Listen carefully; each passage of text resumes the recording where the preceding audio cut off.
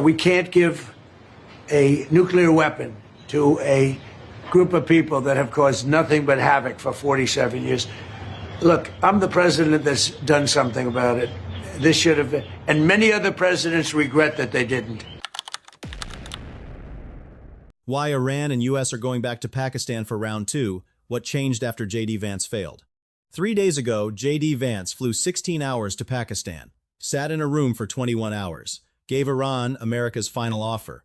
Iran said no. Vance gave a thumbs up boarding his plane and flew home empty-handed.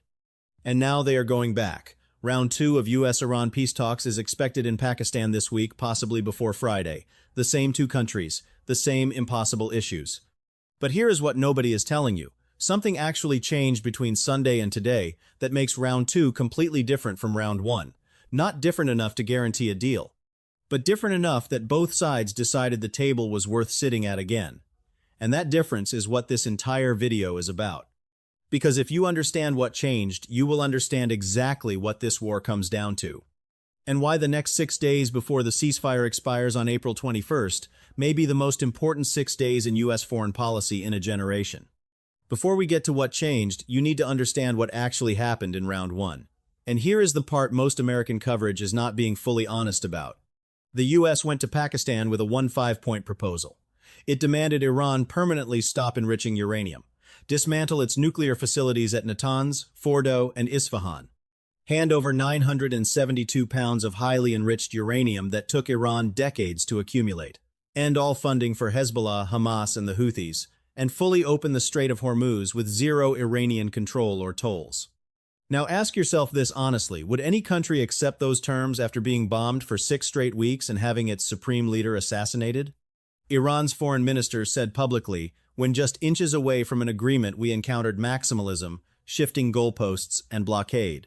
Pakistan, America's own chosen mediator, was shocked when Vance walked out after just 21 hours. Pakistani officials said privately they expected talks over several days. They believed a deal was close. Vance left. Trump announced a blockade. This is not the clean American victory story you are hearing on most channels. Here is the truth. Both sides went to Pakistan with maximalist positions. Both sides failed, and both sides privately know it. Here is what American media is largely not covering. The U.S. made serious mistakes in round one that directly caused the failure. Mistake 1, America proposed Iran accept a 20-year pause on uranium enrichment. Iran countered with 5 years. That gap, 20 years versus 5 years, is bridgeable. It is a negotiating difference, not a fundamental incompatibility. But the U.S. walked out instead of staying at the table to close it. Mistake 2, Trump announced a naval blockade of Iranian ports, literally while negotiations were still happening. Iran's foreign minister called it shifting goalposts. You do not announce aggressive military action against a country while simultaneously asking them to make peace. It destroys trust at the exact moment you need it most. Mistake 3, Vance told reporters, the U.S. gave its final and best offer. In diplomacy, you never publicly call something your final offer before the other side has responded. It removes all flexibility and makes the other side look weak if they come back to negotiate. Former U.S. Ambassador Oman's foreign minister, who mediated previous talks, said a deal was within reach before the war even started. The U.S. has a pattern of escalating at the exact moment diplomacy needs patience. Round one was no different. Now here is the other side, what Iran did wrong. And Iran made serious mistakes too. Mistake 1, Iran arrived in Pakistan with 4 non-negotiable conditions before talks even started. Full sovereignty over the Strait of Hormuz, complete war reparations of $270 billion, unconditional release of all frozen assets, and a ceasefire covering Lebanon. When you arrive at a negotiating table with 4 non-negotiables, you are not negotiating. You are presenting a list of demands. Iran's parliament speaker Ghalibaf told reporters at the airport, "We have goodwill, but we do not trust." That statement made headlines. But you do not say you do not trust someone at the airport before you have even sat down with them. It poisons the room before the first sentence. Mistake 2. Iran's negotiating team did not have authority to make final decisions. Vance said directly the Iranian negotiators had to return to Tehran to get approval for any deal. That means Iran sent people to Pakistan who could not actually close an agreement. You cannot make peace when your negotiators need to phone home for permission on every point. Mistake 3. Iran celebrated the ceasefire as a historic U.S. defeat. When you publicly humiliate the other side for agreeing to talk to you, they come to the next round angrier, not more flexible. Now here is what you came for. What actually changed between round 1 failing on Sunday and round 2 happening this week? Change 1. Trump received a phone call. On Monday morning, while the blockade was taking effect, Trump told reporters, "I was called this morning by the right people in Iran." He did not name them. He did not reveal what was discussed. But that call happened, and that call is why round 2 exists. Iran picked up the phone first. That is not nothing. Change 2. The nuclear gap narrowed. In round 1, the U.S. proposed a 2-0-year pause on uranium enrichment. Iran proposed 5 years. That gap between 20 and 5 is not a wall, it is a negotiating space. Sources familiar with the talks confirmed both sides moved toward each other on the enrichment timeline. The deal did not get done, but the direction of movement was toward agreement, not away from it. Change 3. The blockade changed Iran's calculation. In round 1, Iran believed it had maximum leverage. It controlled the strait and was collecting toll fees from ships. The U.S. blockade cut off that revenue stream completely. CENTCOM confirmed American forces completely halted all economic trade going in and out of Iran by sea in less than 36 hours. Iran's economy, which was already devastated, is now losing $435 million per day. That pain is real, and it is accelerating. Change 4. Pakistan intensified its efforts. Pakistan's Prime Minister Sharif personally called both Trump and Iranian leadership after the collapse. Pakistan's Army Chief, Field Marshal Asim Munir, Trump's favorite field marshal, worked the phones for 3 straight days. Pakistan began referring to this as the Islamabad process, not a single meeting but an ongoing diplomatic track. Pakistan's credibility is now tied to getting both sides back to the table. Change 5. The ceasefire is expiring. April 21st is in 6 days. If no deal is reached and no extension is agreed, the ceasefire ends and the bombs start again. Both sides know this. Neither side wants to be the one that let the ceasefire expire without trying again. That shared pressure is the most powerful force bringing them back to Pakistan. Round 2 is not just round 1 with a different date. Here is what is specifically different about how it is being structured. First, Iran's negotiating team is expected to return with actual decision-making authority this time. Vance identified this as one of the core failures of round 1. The Iranians could not cut a deal because they needed Tehran's approval for every position. Round 2 reportedly involves more direct involvement from Iran's actual leadership in the decision-making chain. Second, Qatar, Egypt, and Turkey have joined the mediation effort alongside Pakistan. This is significant. Qatar has $6 billion of frozen Iranian assets sitting in its accounts. Egypt and Turkey have relationships with Iran that America does not have. More mediators with more leverage means more pressure on both sides to move. Third, the format is expected to be different. Round 1 started with indirect talks, both sides in separate rooms with Pakistan carrying messages between them. Round 2 is expected to go direct faster. Both sides now know each other's positions. Both sides now know what the other side looks like across the table. The awkwardness of the first meeting is gone. Fourth, Israel and Lebanon are moving simultaneously.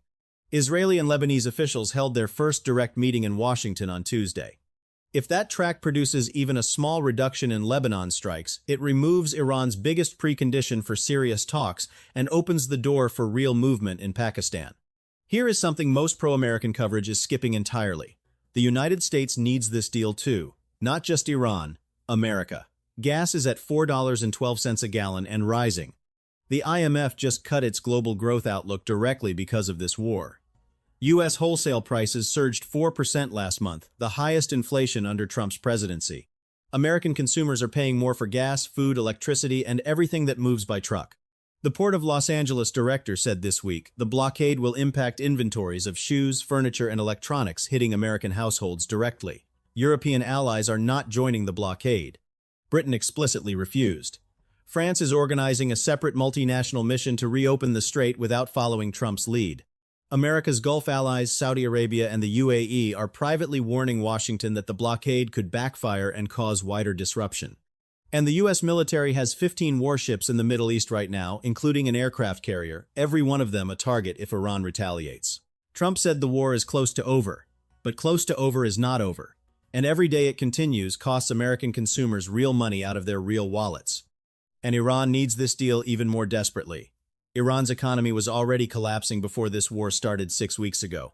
Now the U.S. blockade is removing $435 million per day from Iran's economy. $13 billion per month. Iran's currency, the rial, is in freefall. Analysts are warning of hyperinflation inside Iran that could make the war economically impossible to continue.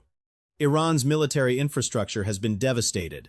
Its supreme leader was killed. Its top generals were killed. Its nuclear facilities were damaged. Its air defense systems were largely destroyed. And critically, Iran's people are suffering. 1,701 civilians have been killed in Iran since the war began, including 254 children. An elementary school in Minab was struck on the first day of the war. Tehran has become what residents describe as a ghost town. Iranians are not celebrating this war. They are surviving it. Iran's new supreme leader, Mojtaba Khamenei, needs to show his people that the resistance produced results, not just more bombs. A deal that lifts sanctions, releases frozen assets, and ends the bombing is what Iran's population desperately needs. The hardliners saying keep fighting are not the ones sleeping in basements in Tehran. For round 2 to succeed where round 1 failed, 3 specific things need to move. 1. The uranium enrichment timeline. The gap is 20 years America wants versus 5 years Iran offered. The realistic landing zone is somewhere between 10 and 15 years with international inspection. Both sides have already moved toward this in private. This is solvable if political will exists. 2. The Strait of Hormuz. America cannot accept Iranian sovereignty. Iran cannot accept zero control. The realistic solution floating in back channels is a joint maritime administration framework, U.S. and Iranian naval coordination for Hormuz transit, with no tolls but with Iranian participation and oversight. Trump floated this idea himself during round 1. Iran rejected it. But rejection in round 1 does not mean rejection in round 2 when Iran is losing $435 million a day. 3. Lebanon. This is the wild card. If Israel reduces strikes in southern Lebanon enough that Iran can tell its people the ceasefire covers their ally, Iran's biggest public obstacle to signing disappears.